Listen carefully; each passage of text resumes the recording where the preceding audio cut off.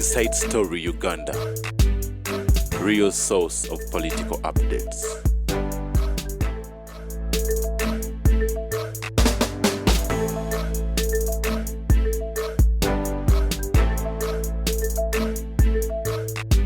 Ambie rugayo muzeyi rugayo mbatere lewa nokutera eno rugayo dadi rugayo mbatere which means mwagala tata w'abaana aveeyo mwe mubatere abaleke mubate obukambwe mwate munasobola obufugisa obwo obukambwe obungi muhozi takyadda mabega let me tell you gwe mbuulira muhozi gwasinga omumanyi n'omukola ki n'omwambaza mini nakuba akagatto n'omutwala okugabula abagenyi ku mukolo gwa kibishopu abasajja bwe bamulaba bamubba mu convent anyinya akabiri kiriko ekibisamba kati gwatayagala musisita abasajja bamunoonye muleke mu convent kati kikyogezaako gamba bigattegatte ne situation eriwo yajja mu nsi abantu ne bamulaba kati idea yekola ne bwomuggalira takyasobola kuddayo mwali mugamba talina maanyi talina ki anyinyiza mugumu bwati testing uncle Tamale ng'owaga nnyo ate mpaga ki reality omusisa the moment moving on bw'ava mu kigo from a convent and allow her to put in a mini skirt to expose her thighs and well-shaped legs and her figure and high-heeled shoes to serve at the Archbishop party. Men look for her. The destination is not important. The last, oh yeah, my sister. Oh, abera mukom ali gogonya. Batandi kukuleta yebi. Batandi kumwe. Bana mutulete omusista uli. Bana mutulete omusista gota yagala bamubbe. Tomujjayo. Tajako vero. Enakusigala eri nga yeebikkiridde ng'omubiikira ngenda nandaba abasista ku mikolo nga nabo bazina ne baawula fe abaganda kasita omukazi azina nayawula nga nandujja ayogera erinnya ly'omusajja kati omusista yawula yesu Tamale dedda example zo nzibuzibu ozitandika bulungi naye gy'oziwunzikira kubuulira muhoozi cannot be fought now tebakyasobola nanti eno gavumenti ya kitaawe ate yazze n'alowooza nti abantu tebamwagala n'akola birthday even if you stop them now the fire has called kati gw'oswala kati olwo abamulwana bakole ki iginowa bagamba ti you see the moment tebalina strategy why they are arrogant omuntu atawangulwanga ko lutalo abeera vero arrogant nti singa Putin teyakuba bakiciniya Putin nakuba abantu bonna yasooka kubeera director wa KGB kakati tawangulwanga ko lutalo kituufu and cannot accept defeat tuwano mpanguddwa bajja kumujjako Putin yes you must be pragmatic. You must accept that am I entering into akatebe and is my enemy ruling me or not. Kati abantu bano bate bawangulwanga ko lutalo. They humiliate you, throw you no kasasiro like a kidoli, then they bring you back like the Kadagas and others. Kakati bane balijja bakola strategy. Nti whoever will humiliate comes back, but which with the mind. Ajja musanyufu oba anoonya kyakulya. ojja kukima ttooka oba nti n'abayimbi bennyini laagaddimu muwa okukulira obuyumu Kampala naye tasobola kukulira bayimbi mukagombya tasobola kukulira bayimbi mugundi masanyaze tasobola kukulira bayimbi muleeteyo abayimbi abalina bifiga ebisagala nga bikusaasira era kusaasira gw'oyogedde nalubiri abaganda babuyita bakazi kubula kadisapiire nga mbuliri can you market mukagombya and masanyalaze era be babadde bakulembera nti tebasobola abaganye batiya gas kakati ekisoboka kati baleete King Saha to eat a toad look for a fat and Joyce one. Oba oyagala okulya ekikere. Sindi enywe njaga John bamuleta nakola ki nagenda mu rehab nakomawo. Is it marketable to the music fraternity? Nti ogenda kuleta lagaddi avuganye gundi lukwago kuba meya. Even the cosmetics help beautiful ladies ekiba wanguza butabala n'ebyokwewunda biyamba mukazi nga maali already. Yes. Okay. Era omugole tumutegeera nti olaba afaanana bw'atyo nga bamufumbi bamukubye kadaali bamutaddeko ne pawuda abanamulaba nga agenda kuluza ajja kuddusa endiga. Singa wange kyevumiranga abagole ne babazaayo. Yavumanga abagole? Nakabugo yavumanga abagole ne bamuzaayo. Oyo si yavuma omwami w'essaza? Jjajja yavuma. Kati ate gwe ovumya generation eno muli bavumi Tamale. Kirabo kya family. Kirabo? Tuvuma. Kati namuwala wange. Ekyo kirabo. Vumi namwandikira ebivume ebipya. Ani? Ebyomulembe. Naawe Tamale. Abasajja gwe baagala. Ani? Tuwe n'abavumi. Vumire. Kozi lwayo. Ajja kuvuma banyinaze baleme kutabwanya muganga. N'abavumi alikuwa you demand. Singa bamanyi n'abavumi. Wamuwandiikira ebiriko? Ebipya. Ebyakasaba okululwa. Ekintu kyaffe ekintu kyammwe mwaga kikuuma. Yagala kutwala medo yange ne twambalagana. Nalaba mutabani we yalumba. Medo ya wakojijjewo. Ekintu ekizenga kiva mu family kitambula. Ava kujjajja kusenga nange. Nali manyini. Okyenyumirizaamu. Ekyokuvuma. Wetulya. Sooka olinde. Mukyenyumirizaamu ekyokuvuma. Eyo famire tetambalwa bajja kwambala. Jjajjange yagambanga nti nkuliire mukamwa. Nkuliire mukamwa. Ndiera mulira. Lukowe ndiera mulira. Kugambanga nti nkuliye mukamwa ndiye mukamwa mpulire. Ate namufunamu nnyo. Jjajja ayina eddagala lirikwata ababbi. Nga bwe babba embuzi ku kyalo ne balikawo omugwa oba n'abwandula bwe bagikwata ani jjajjawo nange togiza kubba motoka kati asaba kubbako emmotoka nga waliwo sipaani yasigaddewo oba omupiira gwa motoka n'ogundeetera ngikwata emmotoka ngikwata nejjajja bwe yakolanga wamma neewuunya baneeno wabafuna atya omusajja najjanga enjuki emufubutudde mu ttooyi oyinamu ne loko psychology gwe Tamale jjajjawe gwe yasikira nagamba gundi kasuku anti gweoli ku lediyo terikiriza musiri nagamba kasuku tugende eka nkulaga omuti nga gwa mutuba naye gumera amapaapaali na Tamale tonimba ogwamira embazi ate ne gugwa gwokka naye yagutema Tamale mukulu wange yamubuuza jjo naye omuti gw'omusajja oyo wali otema gwaki abachwezi bajja ne bansimbira omutuba abachwezi be bagukusimbira anti kamba kuwulire Tamale tempuli abeewana mu bachwezi waffe ku kyalo yensibuko y'abachwezi matale amatale ge bakolangamu ki wanudde mama nga yali alima ng'akutamye bw'ati ansibye ku mugongo omusajja ayina ekitabulo ky'omuliro n'ajja n'amuyimirira mu maaso n'andijasitinga n'amugamba omulangira omusibye bubi mange n'amubuuza mulangira ki mwana wange si mulangira mwana wa mukopi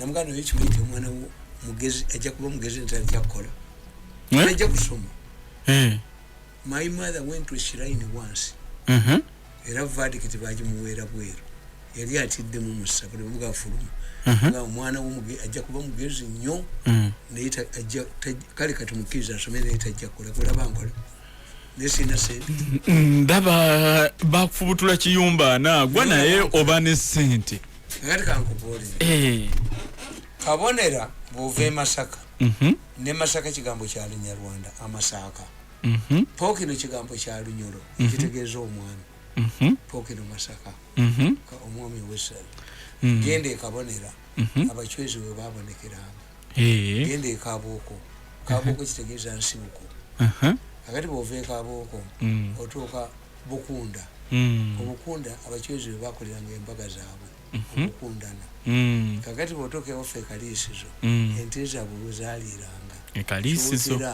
zayoteranga omusana ewaffe eriyo eggombolola namba bagiyita gombolola ye Lwankoni batemanga emiti n'enku okulunda ente zaabwe ziri enkoni ge matale bayishangamuki amayinja gali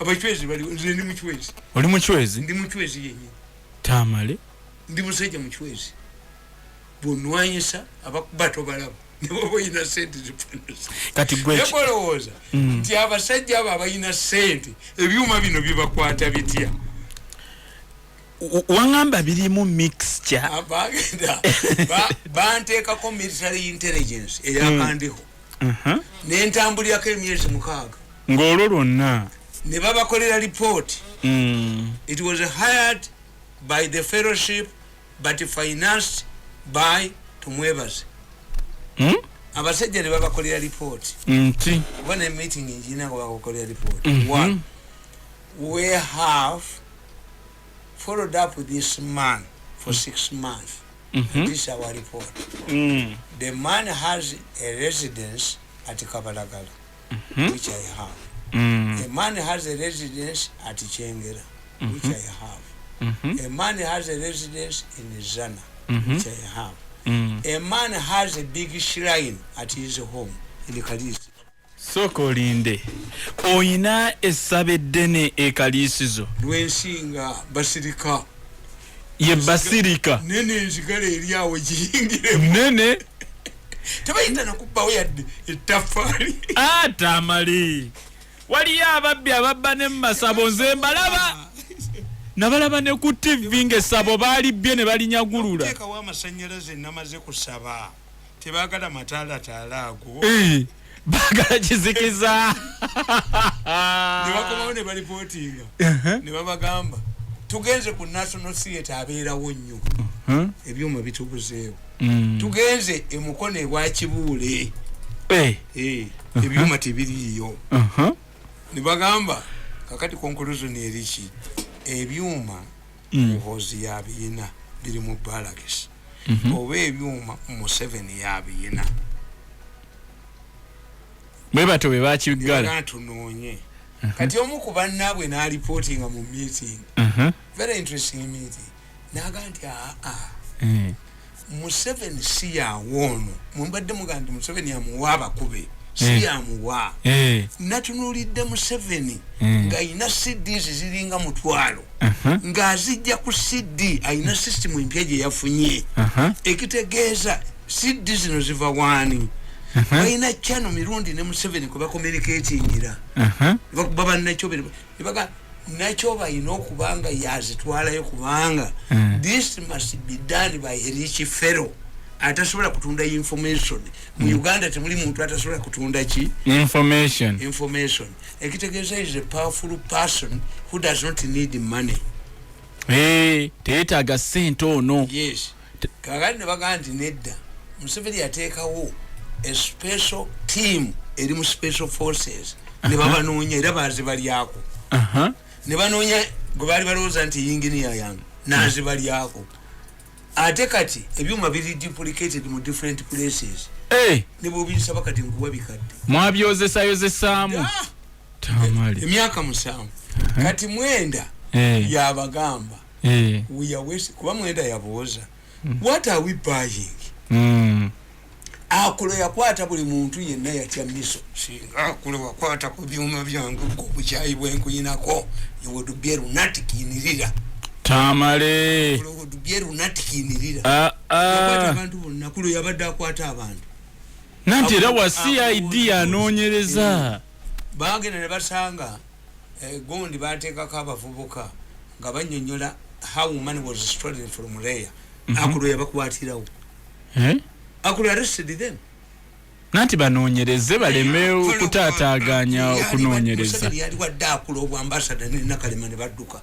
ne muli agonja bajja pakwatira wano kuba mpandisa katabo tools of destruction tinakalema yatunzize ne kabusenga be bavuddeko okutunda ebintu bya kitaka wabalabye ebintu byani 7 contacted kitaka namuga nti nina njagala eddagala eritta enkwa nakalema nga yeegatta ne munne ne baleeta eddagala ne badistroyinga erya kitaka ente za Museveni bazikuba ddagala fu ne zifa Museveni n'anyingira kitaka n'akwata eddagala lye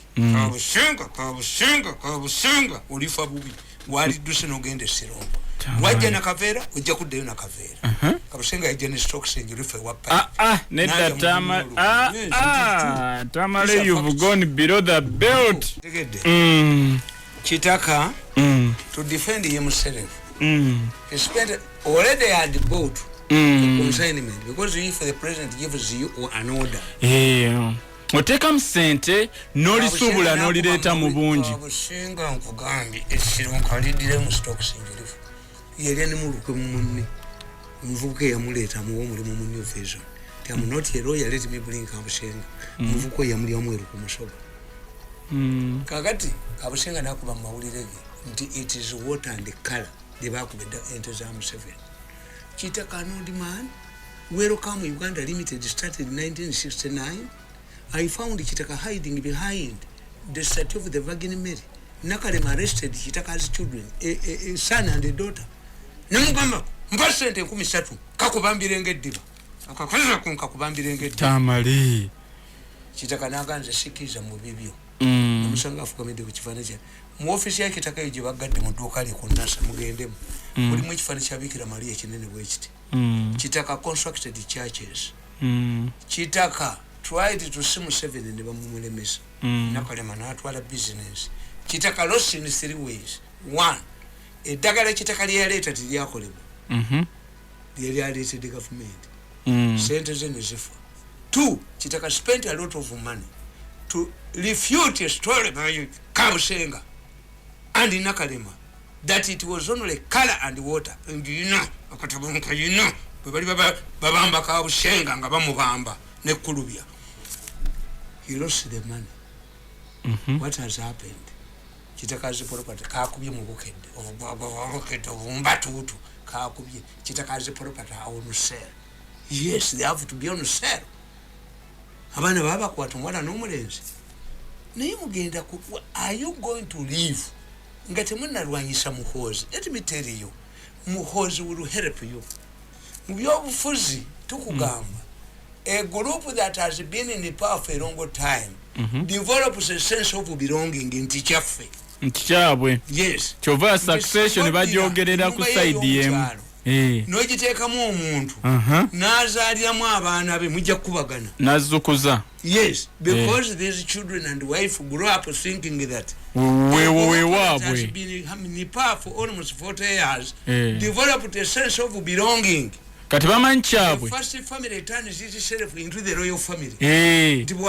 Kati bwakabaka kubanga baluddewo ki tulina emperor tulina nanamusikira tukiyita gradual socialization. Gradual socialization meaning you allow a group that has retained power for a long time to lose that power gradually. Mumpola If they are choices, the problem in Uganda there are two. One, you have never seen an orderly succession. Tetugirabangako In 50 years. Tetugirabangako. Kakati Museveni ye chance Katonda yatuwadde nti a country must have a founding father. It's only Uganda that does not have a founding father. Tetuyina. Yes. Museveni is now the founding father who can give us nti Washington kasayavaako mu America.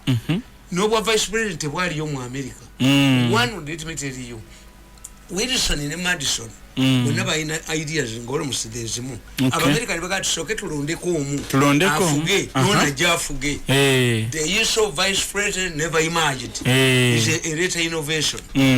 Kakati tukita gradual socialization. I'm a realist, a political realist. If you go to Mbalala and you go to Lushere and you see these hotels and now they have developed in Ntungamo. Kati Ntungamo ye wali hoteli abantu gye bagenda. If you remove Museveni zonna zigalewo. Lusero will close, Lwakitula will close, ntunga mu close will lose business. Museveni nga bamujjeko by force. Gaddafi used to go to Toro. Abanyankole bamukwatira wa Mbalala. Tiasula Fort Potro. All of the money ended up where? In Mbalala. Moi yakole wawe naloko. Nataka ikisawe chenyonyi. Thinking that by becoming the national chairman of Kanu, abakanu bajja kujangawa. Ikisawe chenaloko kiri mu miti. Kasaba mukubana agenda. I'm a realist. But you must a group that has made Katrina message Josindika sense of belonging. Get a stop over. Katonda abayambye. Mu family yamu mulimu omuntu ali marketable. Mu family yamu Katonda abayambye. Uganda is a unique country. By now, anybody associated with Museveni would be rejected by the population. Nemo mufunye mu family yamu nga mwinamu omuntu ali popular. Anne mukuba oba bote bamulaba mu akabiritike muyina kokka ate nokasula mu muswaya enswaya amazi oba bote bakalabawo. What type of reasoning is this? That was time was I abuse you. Kana akabiriti mwali badde mukakwata muki bulungi. Yes. Kekabataasa kekabazengulu radio socialization kekasekiwalinga future yabwe. Why have we been counter-insurgents? The moment the government fell during the Obate's government, Peter Otai was the functional Minister of State for Defense. Special Forces yeri abateso. Police nga yabateso. Domero. Ngova muka ebusi ya kuboda nga bonna ba police commanders bachi. Bateso. Era amazi gaite ejigali gaite era bateso bakomyewo. Abaganda bo bataberanga ko mu government era badusemu. Abachi yabagobamu. Abaganda have never tested the national power. Abaganda bakomangu binaisha yavakomangu tebajimanyi omwana omuntu akaine kibajo kya mugo takaine mugati kati Buganda naye gamba yesawa twaniriza abantu ebbanga ddene naffe tukyagala Buganda temeka kati ono mulabe nanyini ono mulenzi yakayikubaganya ne mukazi w'Emirika singa wawasa maombeje uli yajaguza 3 kati bamukomeza ise twabodi mani mayega gwa singo okuwasa wawasa mumbeja wawasa mola wa political science tuine kituyita radio socialization. Socialization means that a group has been inherited power for a long time. It must live it by step. Okay. But if you remove them wholesale, you can have a coni Mbalala. Okay. Because political power is like a blanket. Once it is removed to you, you become orphans. Twitter, political orphans. Orphans. Nimba which abateso. Nti abateso Peter Otai, yasikidde Paulo Muwanga. Okay. Era nabagamba nti aba special forces bali bakumba mu Kampala. Muwanga nalagira dejula amena bamu asatu n'abatta. Nti uniform ebadde endala era bavudde bombo. Okay. Kakati when the NRM came, they jawo special forces, they kola reforms mu police, the intentions lost their blanket, political blanket. Okay. Peace has prevailed in it so. Yaleta Museveni yaleta Lapai Oyogun Anomalia. Why you peace namu wa minister? Naleta bani na wa minister. Lwaki yakikola bwati? Lwaki bakikola bwe bati? Yes, balwana. Bamanyi baliko mu power ni botu wadde. Nga bamanyi obuyinza. Tomala gabawa. Mukazi we ekikulwanyisa ne mwanyoke yanobedde ewuwo. Bonna bamanyi obukodyo bwogoba abantu ewaka. Mukazi ategeera nti unayagala kungoba waka. Ninalusazi lwaki afumba lumonde. Manga naye obukodyo obugoba abantu eweri. Abumanyi. But people have been in power. They know the Jewish parts of a government. Tikyotwadde temuli. Tova baba sambaga lwaki mutuwa bakadiye mutuwe ku nvubuke envumulo. Mirundi amanyi political value yange. Ne commercial value sikwata ku advisor. Hapana. Oba presidential advisor. Ekyo kiganira wo niba kankukolere naye ekyo kiri siri ku level eyo. Yes, ombaze bubi minzani wajipimye bubi. I can't be an advisor. Kakati abateso tebafuna radio socialization. Nti as today when they have powerful people, there is peace in it so.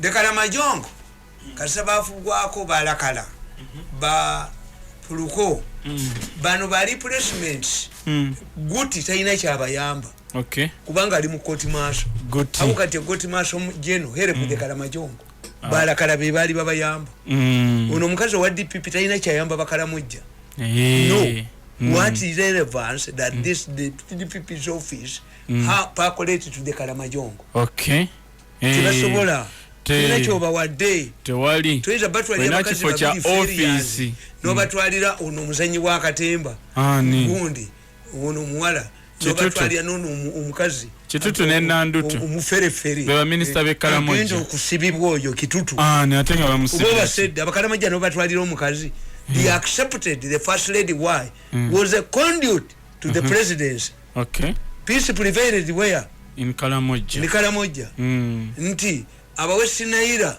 Kasam 7 yalonda Mustafa advisor bategeera alaba Museveni yalonda Moses Sali baba muze sindiza bane basekako all the refugees who had fled to southern Sudan walked on foot back bali representative babo bakolachi nayona alako mukazi we wangu lake mpaka za barunji mulenzi gwe bwalete mpaka ye is in trouble is tell Sumaika is in trouble Mirundi emikimi kubo wasachi gwe mulenzi gwe wabasa mumbejja wabasa ani oyo gwotusamukira kati olina okulaga mukazi we gwe kikuluma ndino omusajja ono yali ba important bamwogera ko saluti tayina nedda Tamale aleta banange ninawo musajja ayita okubanga yetaga kojja kimbowa gwe boba toyina mali esobola okulagibwa mu bantu abayinawo baliki no let me tell you mbulira kati olaba mu Catholic Church olowooza gwe abantu asinga obungi nange nali kuziwa kuyitaje naye ziwa ye chairman wa bishops si yafuka sigo bawo bwa bishop bwa Kampala bawasemogereza dungu muntu yeno mu Catholic yali amanyi wabawo kuwa bwa kardinali babuwa dungu babuwa nsubuga the certificate age ya busasodoti so ate nabo tebadduka mu dungu never fled kuba yategeera nti nomu zikati eyo ziwa fe twogerere eno twali akadde ziwa twali akadde ki Vaticano yemanyi what it wants era tewali aginyegako ti the Pope extended cardinal we yaweze emyaka 75 under canoniro informed the Pope Pope namulekawo emyaka emeka emirala ebiri yes where there no bishops who could replace him baliwo yes why has Uganda been divided into 4 archdioceses are we having more Catholics yes kati bana family ya Museveni ebibye ebijiremi let one be omukabere nebo tebakyagala if you are antagonistic and arrogant you should make a research which more knowledge wali wata sobola na kuyita mu kalulu kyovola bambo kuyita mu parliament baja bakuba ne parliament bajoche you cannot put it back Ugandans you cannot deny Ugandans a vote to vote their president baja kubata baba ba parliament they are committing suicide amongi bwali badduka nono omulenzi oyo bwe bali duka amongi bwali abo bakulembeze ba parliament omu ye speaker omulala ye deputy bakikoleko balabe the parliament bajoche yeah no zembera mbandu omanye kinzo vamo baba saba sente baloza buli muntu yenna not everybody. I was being interviewed yesterday and I said when a person has money cannot know that he's hated. Everybody who comes smiling. Ebo bawasende kabaga nayo omusajja onalimba teyali timboze helicopter kuntwala ggulu gyali nze prime minister nze vice president era musange ggulu sale when Sale gives them money they come bickering naye omanyi effetu abasose ataddewo ennaku bbiri olaba abenyini empanvu bebaza abaweereddewo I'm telling you Mama Fina agaba sente but if it is rumored is reported nti Mama Fina asaddaka abantu ennyumba ye bagikuba beyawa sente era beki naffe twamutegeera danga sente ngate bulijjo bazirya ewaffe ku kyalo ffe tuli kyalo kyabagezi our village yesinza ba medical doctor abangi mu Uganda Eyamwe. Kuchaliwo fe matale. Ekaragala. We have more medical doctors than in other village. Chiva mu kitundu oba kusoma. Many lawyers than any other area in Uganda. Ate fete tufunanga ko government affirmative. Ne Tamale research wagikolera wiyo. I'm telling you. Da ono gonde. Ono dokita. Eyawasa naku ezo nengenda banda kakundongo nganzina. Nakulaba. Oyayogerera gundi. Ayogerera ministry ya health. Dokita Ebyama. Hapana, wewe wafi kuchalo. Gundi ono. Sije wewe wafi tumuyita Ebyama. Kwa bahali wewe wafi kuchalo litatu tuliva mukwano nyo. Era yabayita ya. Naye fiteri mugagga teri wa amanyi mu government. Bwe tutatutte ku kyalo kyewafu. When I was making my graduation party, it was a who is who. Who is who? Kavuma yali minister wa state for defense yashiba amajaga asibe wantu wonna Mirundi nanga nti onzisi. Kigongo presided over. Ni Kigongo vice. Abagenene bonna nabatwala Mirundi n'abalabako. Ono omusajja yabagambe. Tata oyo Dr. Kabanda. Ekati ati mwana ng'ekyakubanja ki. Abanene bonna mbalabyeko. That's a practice in our village. We have the best diplomats. But you kuchalo kwa fate kuvako diplomat achikire gwanga mu gwanga li. Diplomat achike gwanga mu gwanga li. Kuchalo wofu. Atenga kijja kiti. Atenga achikire gwanga mu gwanga li. He's a diplomat. Afuga Sidi. Afuga Sidi. Our village is the most educated village in this country. We can debate. Atenga tuina affirmative action. Kale kamale gakkiriza ate nakayanirawo. Baloya bali okofe okujja ko court by leave tasobola kubeera. Tamuyira yo court by leave. Ekyo kyembadde nida. Toina bajja bava Masaka ba court by leave. Bava Masaka. Ntente za Kalimanzira musajja yewona sente Kalimanzira nga mugagga. Musajja mulundu. Abatemi vekalagana bavanywa omwenge. Bala beenteze bakuba emigo ze batwala ne babuuza zaani. Nti anti ba court by leave omulamuzi wa Masaka wa high court yagambye mbubazi kwata ine banja. Omutamivu n'abuuza za sayininga. Ate batwala zase. Bakuba ba court by leave batane ne babattirawo. Aba police okudduka okutuuka kale bagenda bakuba masasi mu bbanga. I've never seen a court by leave from my village. Damien Rebecca fa kuchali chewafu. Eroyi, Muguluma. Damien Momanyi. I'm telling you. Ne Muguluma. If you count a village, Katamale katono. Logic mutegedde. Yes. Chovola ba ne mu family yo. Nalengeddeyo doctor nenengerayo lawyer. Kata bolete yo gundi submission nti ba lawyers ne ba doctors banji nnyo. And I was explaining my final submission. It is up to Museveni's family to put his house in order. Bonga bo. If he does not put his house in order, basi will take it. Singa bakirwaniramu. Basi yekitwala. Nyate mayabadduka bagenda ne nate bagambye basayansa be basobola okikwatamu ekintu. Family zammwe kasazibera mu field. Fiirwa nnyo. Omukazi omwakweka eddaame. Alemesa omwana wa mujja okusika. Do you know what it means? In absence of a will, then the man died interstate. Court Administrator General. Administrator General cannot involve himself where there is a will. Kituufu. It's a court that interprets a will. Kituufu. But once one of the malicious wives akwekeddame, then you have surrendered kifiiriza family. Your family mwe mufiirwa. Family efiirwa. Mumina okumanya ffe tufiirirwawa. Nabagamba tisheke nga agenda kusaala Jumaayi. Nayingira bus. Mulimu omutamivu awogana. Afuluma bufulume kubanga omutamivu agenda kuwunyisa Jubaayi omwenge. Uze gweko. Bamubuuze. Sheke wayitiddewa.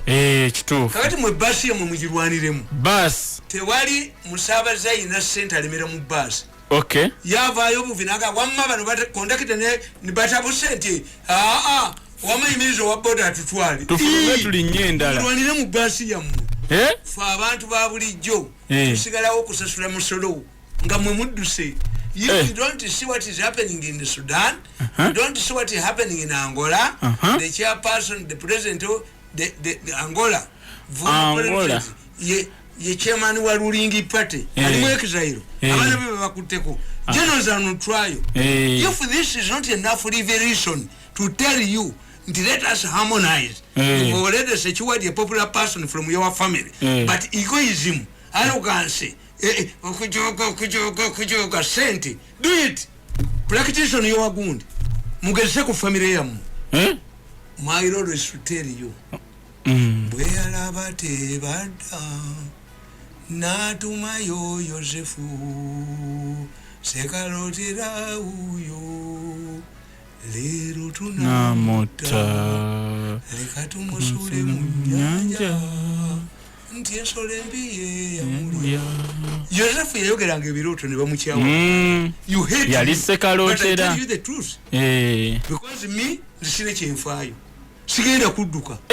Fe abanaku tukweka mutwe nga nfudu mwabanaku netulinda netuwa omusolo basi yamwe mugikubaganye mufe tetulina mu migugu mwe mugina bwatyo bwagambye Tamale moyi yabuuza abakyukuyu nti mwagala kwonoona Kenya nti ye nabagamba sekeredde nze fe akalenjini tuyina nte tujese kuba tuzitwale Sudani ewaffe gye twava ebizimbe munabyetika ku mutwe ali ayina ebizimbe mu Kampala mmwe munadduka nabyo waliwo ennyonyi etwala gundi mulinga Abayisirayiri waliwo kago plane egenda okutwala ebizimbe mumanyi nti abantu bo bawoominga mwekolemu akavuyo bayole ebintu byammwe walabye omukazi alina amagezi mu mutwe nga kabadaye bamusibiramu ebintu ebyava ewaabwe alwana ng'ayolekera kabada bagikube ku ttaka mwe abayinamu ebintu loole yenyale mu loole ffe tetulinamu migugu bwekwata omuliro tuwenya bulamu nga tutema nga mutema oba temuyigidde ku bibaddewo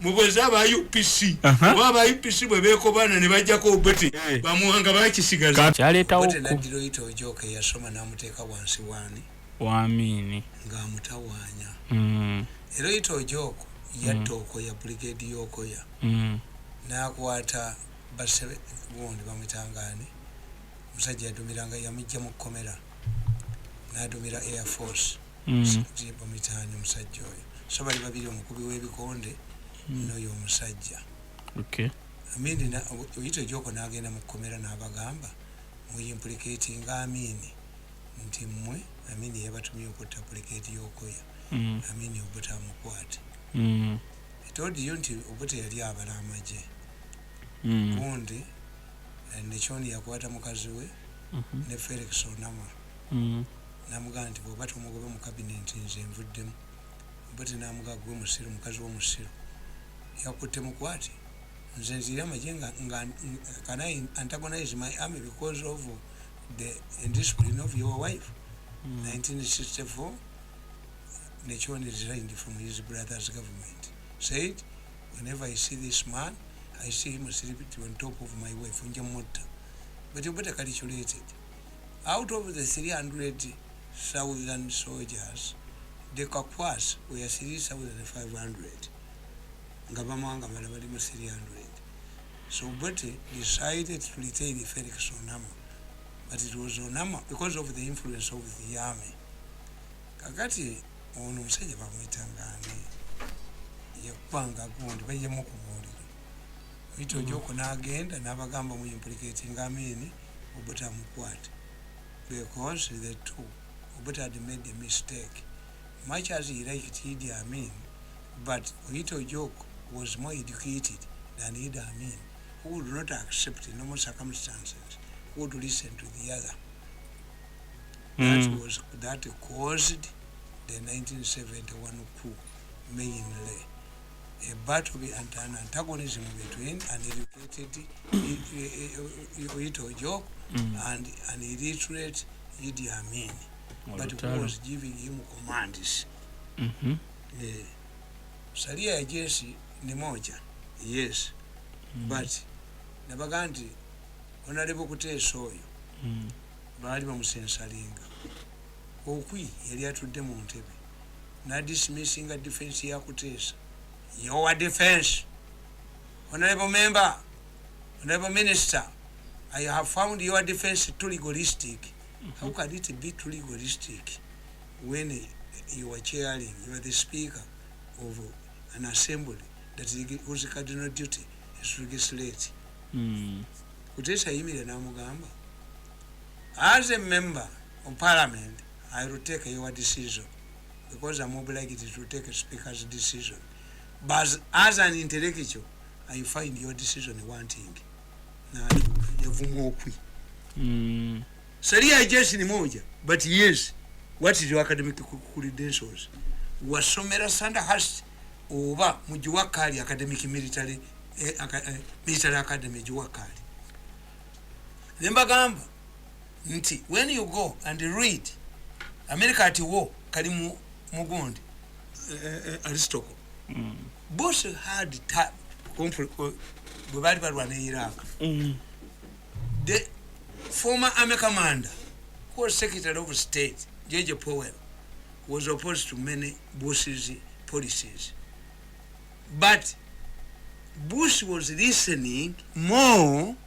His decisions were more influenced by the decisions, the opinions of Condoleezza Rice. Why? Condoleezza Rice had a PhD in security. Kanzjoka na Tamale tweyongere.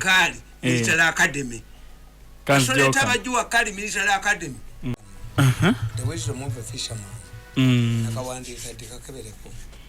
The wisdom of a fisherman. The wisdom of a fisherman wakawandika 16 January 2015. Kaina emyaka emeka. Kaina emyaka kata ejwedde ddala 7. Bwemubanga mutendeka amagye. Okujjako ng'olina abasajja abalinga Mbadi. Yali edisi wa president yali Kize Soberman. But bamutwala mutraininga mu anti-terrorism. Okay. Noli Jeno Mugenyi eyakubwa nervous system. Era nabagamba nti muli balokole. Kajina teyali gye musajja oyo kumuggyako ki? Kumuggyako gundi ye. Ng'amuggyeko ebizimbe bye. Okay. That man is surviving by miracle. Oligende wa Jeno Mugenyi ojja kwewuunya ensi. He is suffering because of government. Bamutwala China. Ngwina crude methods of terrorism, ebyuma nebimukuba nervous system. Neka jino omulokole sabalokole. Idi akyusiza apangise wali omusajja afe. Okay. Until I came in. Kakati nkugamba nti ekintu kyekimu kyekyaleta Smith apona akyako obuzibu ne Bookero. Bookero baali basomedde mu Juwakali Military Academy. Nga Smith apona akyakatabala bawo. Yes. Retire. Nagamba nga Kasirye gwango omugenzi. I cannot salute him because nimuga need them because it's not your problem. You overstayed in the army. Retire. If you retire, wange no generation ndala. Oyinza ogenda ku mukolo ku mbaga nga gwokyanyumirwa embaga. Naye ogenda okutula nga abasajja bakulu bonna bakoze eki. Bavuddeko. Okutuka abebimemeya. Obwekimemeya nga yekaya asigadde mu gavana. Kakati bw'olemerawo ku mukolo obwana obuto butandika okusika mukazi wo. Yes. You must look around. Ne bweba buffet ng'oyagala nnyo okulya wali wazzeeyo okulya. Wali wazzeeyo ofuna ddabo. Oddeyo otya. Tukiyita table manners. Okay. You must eat corresponding with others. Banno bonna bazaayo masowaani makalu gojjayo kusenayo. Kati akadebe kavuga onoogenda n'emmereyo oba osigaleyo. Table manners. Kakati it's not this person who is a problem. I used to tell this man. Era Kasirye yanvumanga. Naye ate Kasirye namuyamba okufuna ennyumba ye. Era ng'avuma muhoozi. Nebuga tuvuma muhoozi. Ab'Emmengo beegasse Katumba wamala ye tamanyi ti ab'Emmengo bafere. Ennyumba si ya mwennyina wa gundi. Ab'Emmengo baagala kubba. Era president yagulya Kasirye ennyumba eyo talina ke yampaako. Naye yafa agitunze. Yes. Okay. We shall not salute him. No. Kenya, if you remain at one rank for 3 years, the army does not want your services. You retire. But in Uganda, you get a permanent rank. Major, captain. The army doesn't want you. Resign. Why do you wait? A generation yeja. Kakati mulaba a bishop of Anglican Church. They have given away to younger people. Ate ekumi baganye. Kubango we kumi. Waliyo organize abantu. Ono tebamwagala waliwo yateekamu ssente ayina eddwaliro atta abantu. College of Bishops yali eronze ono n'emugjayo bamutaddeko ebibala byakazimba bamutaddeko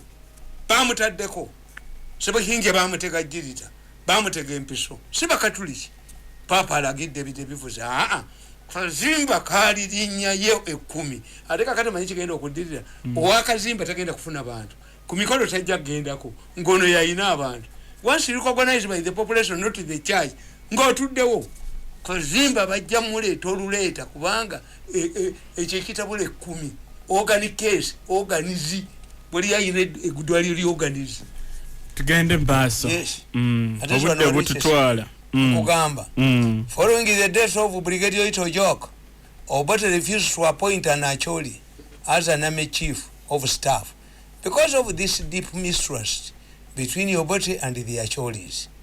Obote believed that the army had reached a level of an educated man, not those who graduated from the Juwakali military academies.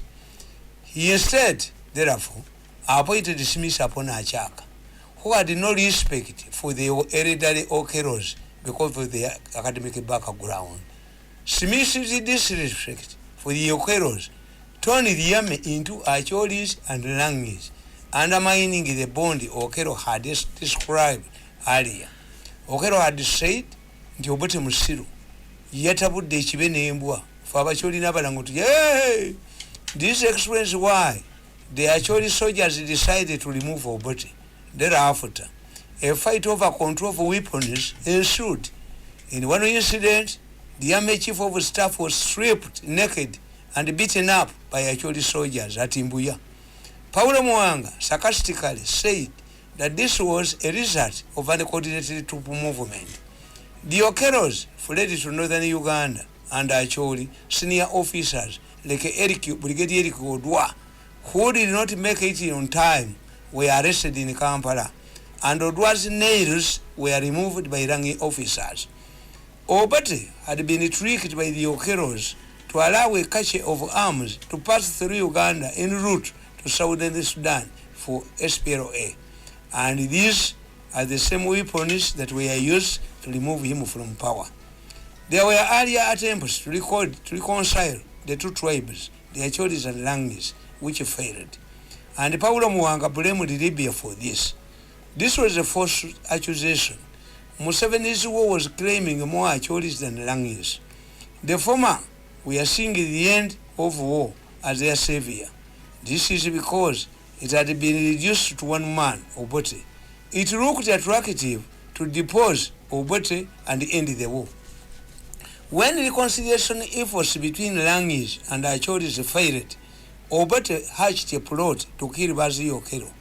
Interestingly, many Langi military officers had married Acholi wives for their known hard work. So Obote offered to sack Smith upon Achak, subject him to a military court martial. He deceived the Okeros for indiscipline and replaced him with the Brigadier Basilio, who was going to be promoted to the rank of a general. However, this was revealed by a drunkard Langi officer to his Acholi wife, who relayed the information to Basilio Okero. Yali Obote achinga plan. Basilio akomewa amutte. Okay. The Langi officer, drunkard officer, message. She told Olalo Okero in a message that he was free to return to Kampala after receiving Obote's message and talk to Obote. However, she further stressed that Bazi Okero should be mindful about the Acholi military because they would starve to death without it. A message yamu. Omucho omulangi yayitamira n'abulya mukazi we tugenda kutta Baaziri. Obote abaweereza plan. Nti Baaziri agenda kukwata Smith apona Achaka amusibe amuteeke mu court martial for indiscipline ekifo akiwe Baaziri bajje bateese bamwambushingire mu kkubo. Okay. Kakati omukyoli ono omukazi n'aweereza Baaziri. When you are free to come, but when you are coming, don't come with our milk, our millet, because the Acholis will starve. Ate oyo omukazi nali mumanyi omukazi. Ina ne duka mu Kampala nga lyamaanyi. Okay. An Acholi woman. Yes. mindful about the actually merit because they actually would starve to death without it. This is how Basilio survived with Obote's assassination plot. When Obote failed in his attempt to eliminate Basilio Okero, he went to Luzira at night and offered money to detain the soldiers to fight for him. Obote stooped too low and almost knelt before these criminal soldiers who had committed heinous crimes like murder, rape, and robbery. Obote said that he was the Minister of Finance and that he could offer any amount of money to anybody who was ready to fight for him in his last time. He was pictured and video recorded with these criminals, posing with these criminals and interaction on broadcast on Uganda television.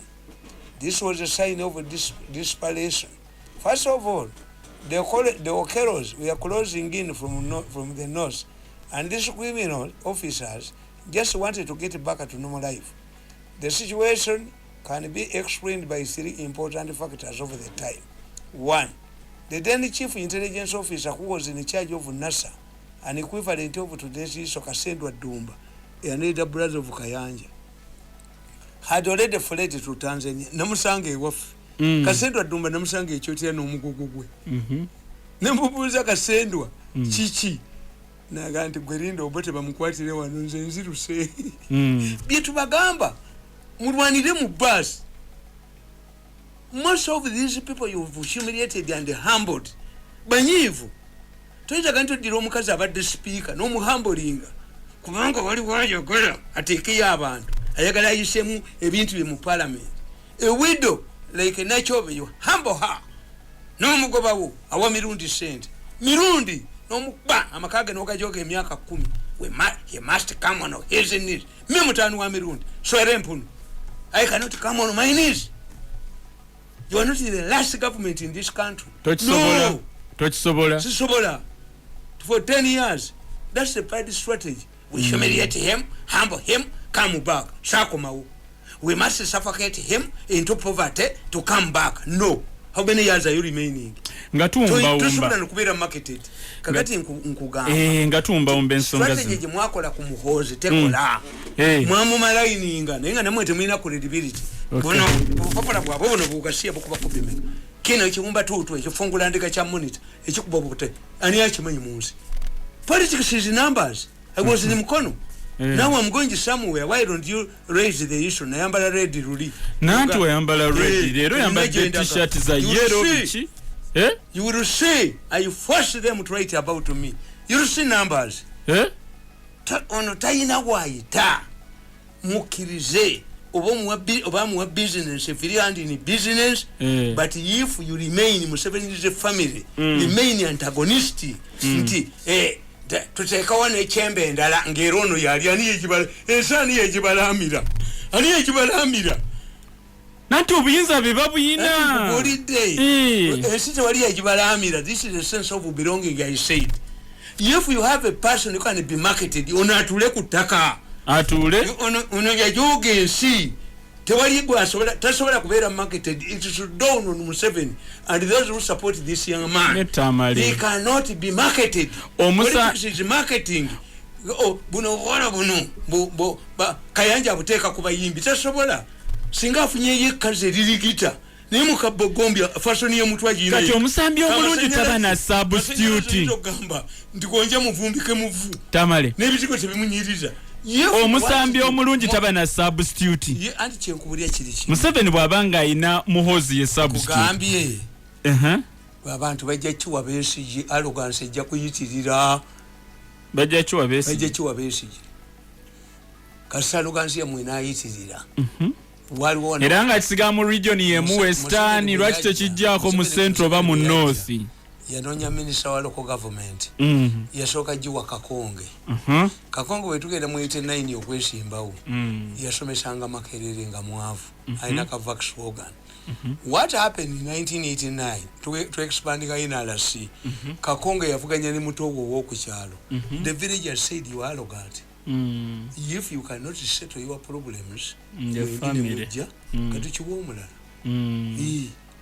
This is what Ugandans are going to do. is about Museveni's family to sit down. Ono yeta ino waliwo amwagala ennyo naye talina bw'ayita. Akubye abantu bangi. Kuyita mu parliament nga tuyiwa abantu nga kolwa mongi obono munene ekizimbe bajja kyoki. They don't know what is Parliament naye Speaker Anita Among aligifulumamu. Oba Deputy Speaker Thomas Tayebwa. Tayebwa aligenda okutuuka nga ng'ente zonna bazitemi. Tamale, that is violence. Ate nze ababuulira. Kijja kuyita mu Parliament nga teeka. Tebadda cheke n'atumayo Yosefu. Sekalotera uyo cheke leero tunamutta. Katumusule mu luzzi cheke nti ensolo embi ye yamulya. Buno butabo mbuwandiika ddi. 2015 10 things you see 8. Leki amongi watetutewe bakiyisemu balabe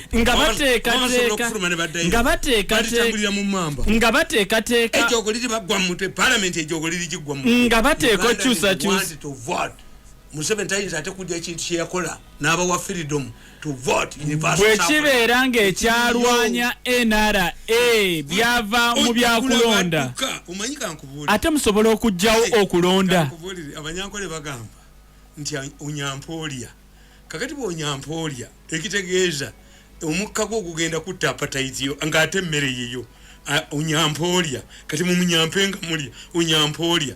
Fe Abaganda tukugamba nti omusiru yeggalira mu ffumbiro ate n'anyeenya amasiga oluvu lwokyani era ye oluvu lwokyani omanya oluvu oluvudde ku mazzi agooja lubabula baagaliza emirembe. kakati Tamale abawulira muwulire obulamu bwa kiseera abawulira muwulire oyimba ka chance nalubega. kakati Tamale akasembayo Tamale amaje bagamba nti bagateeka ku first class alert. Waliwo yali ayagala okuwamba eggwanga abantu kye babuuza first class kasokwata abayigirize generation eyina okugenda abasomera mu Juwakali academies military academies must give way to educated people. Educated people kasabajja n'obagattamu n'abasomera mu gundi era muyinza okusanga obuzibu bakubagana to assemble the East African Standard Gundi Force anti bajja babuuza bajeno waabwe yasomerawa when we are at Sandhurst when we are at the War College when we twakube mundu erukoko wano Katonga abo tebakyakola generals sit down bajja kugamba gwe jeno gundi wasomerawa get strategy yokuba mu 23 go tuletere chi awunga muvuddemu mweganze ndi wa Firudi. Museveni did not create Chimaka wouldn't have generals era twali mu Ethiopia nebaga nti Uganda is contributing the largest contingent Somalia. Nebabuuza Dereti Nyakayirima who is going to command this army. Nyakayirima naga nti for us in Uganda we don't mind. We come in for African Pan-Africanism. General mu Nigeria namfulumye bweru nange oyo wetumutwali waffe tumukuba masasi. The country that tosa kwa basirikale bo baba commanding era bwe kiri tosa kuwayo the command of NATO forces must be an American general. The standard weapon of NATO must be an American tank and be an American weapon ketufunamu naye at that time twalina ba generals until Museveni created Chimaka yabatwala Chimaka Staff College abagamba mbu abatutta abagobe mu maje before byabasange nga babitutte but Museveni so we did not have generals era nasanyukidde nnyo omusajja ono muganda wange magambo owa Saidi mitwedire kika kimu ne magambo yenkyende yebunyulo yabatutte ne basoma what he has to do is to create a library for Saidi. Basoma butabo bwa Mossad. The intelligence man, a head of security intelligence I admired in my life was Tumukunde. I found Tumukunde buying modern books from Mossad. All of these cases are common. Once you want to solve criminality, 40% of the evidence remains at the scene of a crime. Nti mukono bakutechi kakofira. Kyovula babazungu immediately nga abaddewo incident bo bakola ki bali boningawo okay the scene of negwe nogandi no musayi gwa kaweesa bagubye wandegeya gubera ku reception is that side side ejita traffic side wongo I can solve all the problems in this country using my brain. Okay. Yes, kubanga side kitegeeza bwongo which is odd man out. If I want to make kubanga what's the issue? The issue is nti obuka gombia nakana akalala bwali sente z'abayimbi luli abayimbi ne babukyawa kati ate bana bakayanja abatwalanga yo sente baagala era bwe boba basigalawo nga conduit batulene ku bino omutami vefukidde tadda mu bbaala atasuka mu kirabo kakati what do you do buno buleteke buno bubuleke buli discredited create a new force creating abalala mukicho kulemera ku buno bulu lunkanudde buno bubula bubasajja kubula bakazi kubula buli creating yeggwala egwaleri batulako bati siba sindi funa yeggwala eritiba lijeri kulembere likulembere gwelebe mu hotel ku reception okuli omukazi omubi olebe omukazi omubi ku reception era bateekawo ne museni yeni abasoma mawuli balaba lumwe nabaganti oyo kasumba yayagaza abantu support abasajja ayina accent mukazi mulungi omucha Jen Kasumba UBC wali wagoba abantu ku TV kakati Tamale ekisemberayo ddala abasomesa kyaddaaki government enekyusa mu nsalawo yaayo ereme kwongeza abasayansi bokka wakati nabbanja babadde ba ultimatum zibakyaddamu kwogera ki that's why I tell you bawazi ultimatum zayiseeko tegikolera mu kajanja politics wa Museveni wa present tense Museveni is flexible and pragmatic. He receives the information every time. Gubota mugenderako bumugenderako olina okwerekera mu escape route kakati magezi yali mu local government abadde abo basomesa ultimatums the intelligence yamwe tebayamba wa military intelligence no waiso yali babudde the forces in UNATU yabasomesa ba primary how come that they control the secondary teachers yabasomesa ba primary UNATU efugi babasomesa ba primary no I'm telling you why. When we are organizing a union, the chapel is the smallest unit of administration. Okay. Kati abasomesa aba primary bebasinga obungi. Okay. When these people come, tebakola constitution representation. Kati mudakiike mu kigwera wanze nkusibule. Kubanga balwanira science. Balwanira science n'egonde arts. Primary mu science. Nolabe nganga, nolabe mputa, nolabe nganga, nolabe mputa. Nenkubulira nti bakutte empapula zino ziwulidde empapula zaabwe bazigula ngakye nekiwumba tuutu ekifungula andika ekiri mu monitor ekikuba katuuni ez'obusiru tobawulire nga boogera do they give you do you believe that nationwide all of the teachers have made a total blackout? How do you have an effective boycott? If you want to get an effective boycott or even allied workers come in, the science teachers ne ba lecturers bagala byeyungamu abasawo ba local government leaders nabo basituse mulimu alimu Museveni gwakubagana tufuna feelers buli wamu kati bagenda basituka nafe mwana nge tuzina buzinyi ate nga muzina ki abafe bali bweru basoma ate abafe basoma bali bweru abamwe bali bweru abafe bali bweru basoma muzanye muzanye oy muzanye waliwo omusajja omusiraamu asanga embizi gye batomedde n'agikabira ekisa beera bulungi Tamale banange embizi zalade swine nti banange tufudde ogirya Tamale beera bulungi ate kambabuulire tusiibule omusajja eyakava mu kisibo omukazi tamumma mmere lwaki ebyenda byamanyira dda amaze mu kisibo omwezi mulamba ng'omwepangira beera bulungi amaze emyaka ebiri batudde waka nga mbaleetako engalabi bwe tutyo bwe tubadde olunaku olwaleero tujja kukomawo nti abaana abafa abasoma ate bajja kukola ebigezo bibi naye byammwe abatasoma. That's where the logic is. Okay mwebale nnyo